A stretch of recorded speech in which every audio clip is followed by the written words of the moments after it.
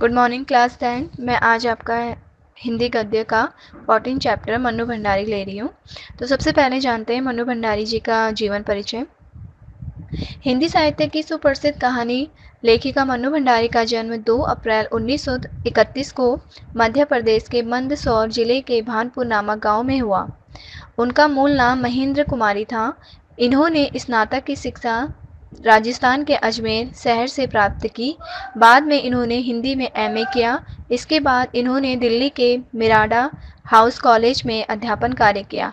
अवकाश प्राप्ति के पश्चात आजकल वे दिल्ली में स्वतंत्र लेखन कार्य में लगी हुई हैं। उन्होंने नई कहानी लेखन में अपना महत्वपूर्ण योगदान दिया। उन्हें हिंदी एकेडमी दिल्ली के शिखर सम्मान, बिहार सरकार, भारतीय भाषा परिषद, कोलकाता राजस्थान संगीत नाटक एकेडमी तथा उत्तर प्रदेश हिंदी संस्थान द्वारा पुरस्कार दिया गया। तो ये था मन्नू भंडारी का जीवन परिचय। इनकी कुछ प्रमुख रचनाएं हैं। कहानी संग्रह मैं हार गई, एक प्लेट सैलाब, आंखों देखा झूठ, यही सच है, 3 निगाहों की एक तस्वीर। उपन्यास है इनका आपकी बंटी, महाभोज स्वामी, 1 इंच मुस्कान। पटकथाएं हैं इनकी रजनी, निर्मला, दर्पण, स्वामी। साहित्यिक विशेषताओं के बारे में अगर हम बात करें तो मन्नू भंडारी ने नई कहानी आंदोलन में अपना महत्वपूर्ण योगदान दिया। ये नई कहानी की लेखिका है बेटा क्लास 10। ये नई कहानी की लेखिका हैं। वे एक ऐसी कलाकार हैं जिन्होंने सामाजिक पारिवारिक जीवन का जो सच होता है उसका एक सजीव चित्र प्रस्तुत किया है अपनी रचनाओं में। उन्होंने नारी जीवन एवं विभिन्न वर्गों के जीवन की विशेषताओं को विशेष रूप से अभिव्यक्त किया है। उन्होंने अपनी रचनाओं में आक्रोश, संवेदना और व्यंग को वैज्ञानिक ढंग से प्रस्तुत किया है।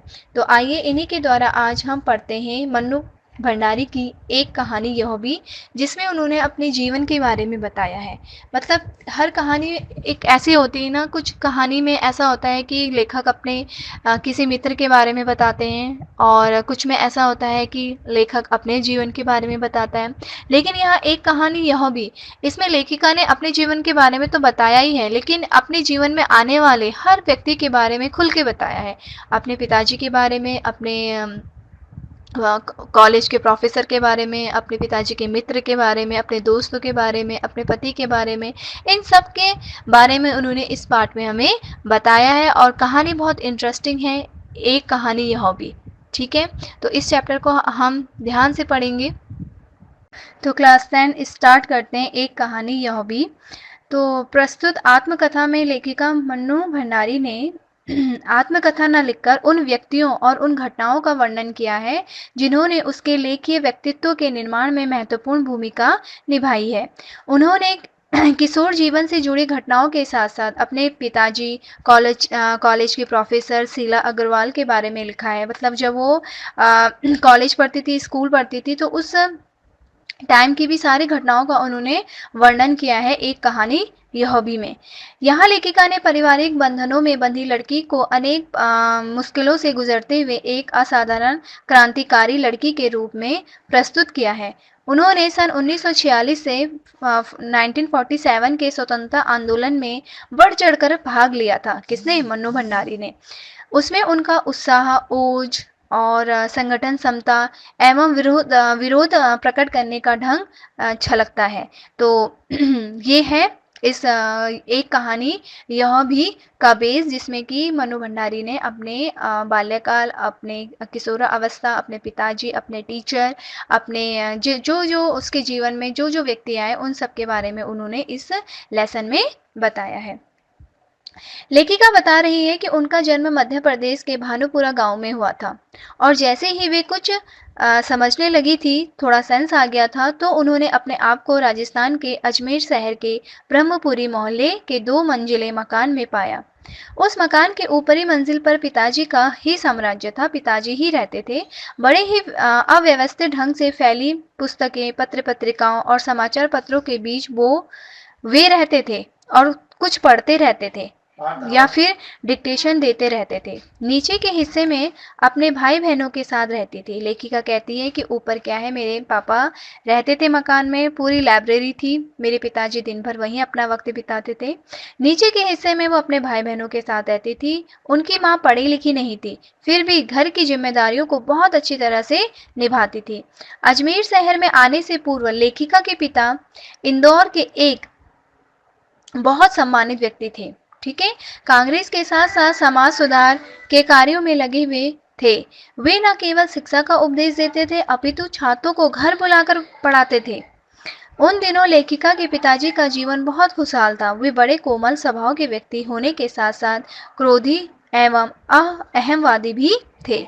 तो यहाँ अपने पिताजी के बारे में बता रही है मन्नू भंडारी सबसे पहले हमें कि उनके पिताजी कैसे स्वभाव के थे, क्रोधी स्वभाव के थे और साथ साथ में एक समाज सुधारक और कांग्रेस के नेता भी थे।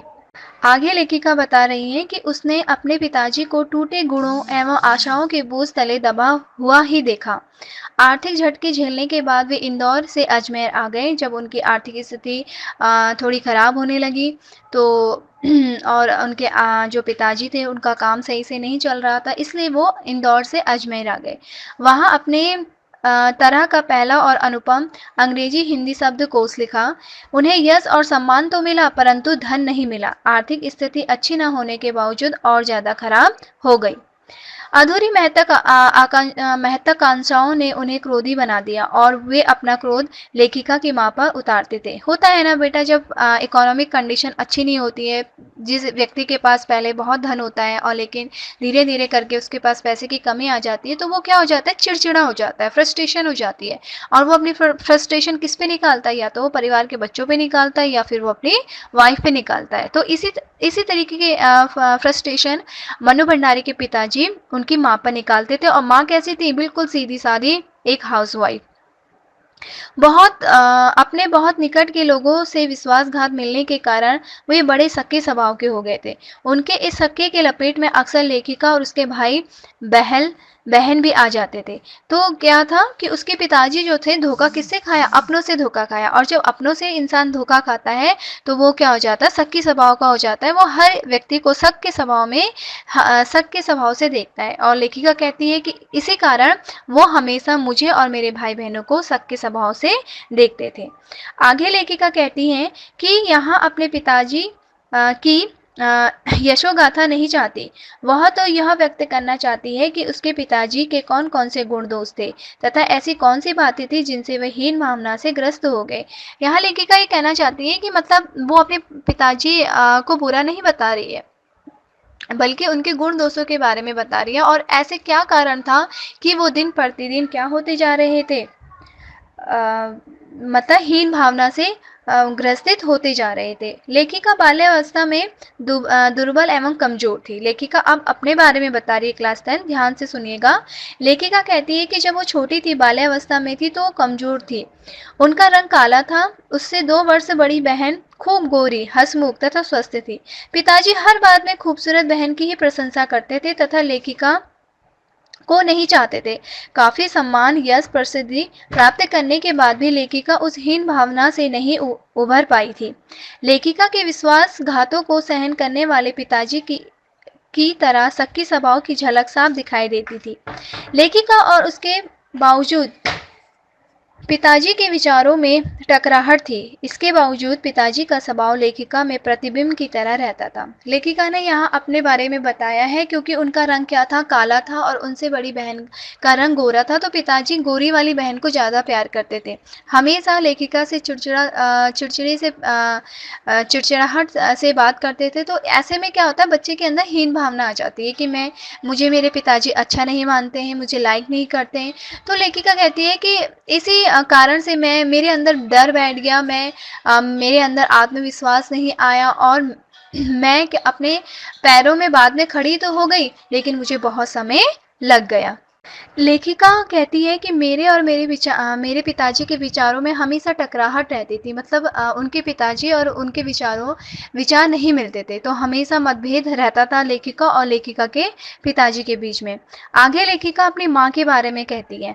हमने क्लास उनके पिताजी के बारे में पढ़ चुका है, लेखिका के बारे में पढ़ चुके हैं, अब हम उनकी माँ के बारे में पढ़ेंगे।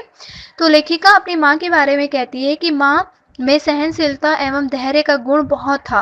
पिताजी द्वारा दिए गए कष्टों को तथा लेखिका के भाई बहनों को हठ को बहुत ही सहजता से सहन करती थी। मतलब पिताजी की चिड़चिड़ाहट को भी सहन करना और बच्चों की ख्वाहिशों को भी पूरा करना। उनकी माँ के अंदर सहनशीलता और धैर्य बहुत कूट-कूट कर भरा था। असहाय और विवशता में लिपटा उनका यह त्याग कभी उनके बच्चों के लिए आदर्श नहीं बन सका। परिवार के सदस्यों को जिंदगी भर कुछ न कुछ देती रही, अतः अपने बच्चों को सहानुभूति माँ के साथ ही थी। लेकिन फिर भी जो बच्चे थे उनको सहानुभूति, क्योंकि पिता से उनको इतना अच्छा प्यार नहीं मिलता था, तो इसलिए सहानुभूति किसके प्रति थी? माँ के प्रति थी। आगे लेखिका स्वयं के बारे में बताती हैं, अपने बारे में बता रही हैं कि वह अपने 5 बहनों में सबसे छोटी थी। बचपन में बच्चे जो खेल खेलते वे अपने भाई बहनों के साथ खेले। उनकी सीमाएं घर तक सीमित थी, परंतु अपने घर के पड़ोस में खेला करते थे। मोहल्ला भी एक परिवार की भांति था, लेकिन आज मोहल्ला संस्कृति समाप्त होने की वजह से हर मनुष्य अपने घर परिवार तक सीमित रह गया।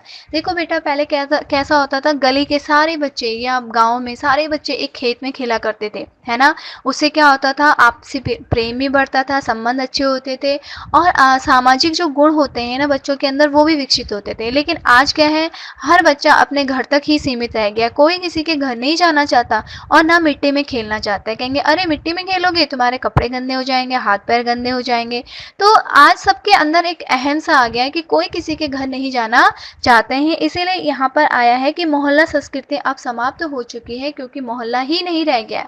आज अगर एक बच्चा अपनी गली में भी निकलता है तो मम्मी अंदर बुला लेती है, क्योंकि ये है, डर भी है। आज बच्चों की किडनैपिंग भी बहुत होती है। तो ये है कि जो मोहल्ला संस्कृति है, अब बहुत सारे बच्चे मिलकर खेलना, टाइम फिक्स होता था, ये सारी चीज़ें आज समाप्त हो चुकी हैं। लेखिका अपने प्रारंभिक रचनाओं में पात्र भी वैसे ही बनाती थी। काफ़ी समय गुजर जाने पर भी वे उन्हें याद रखी।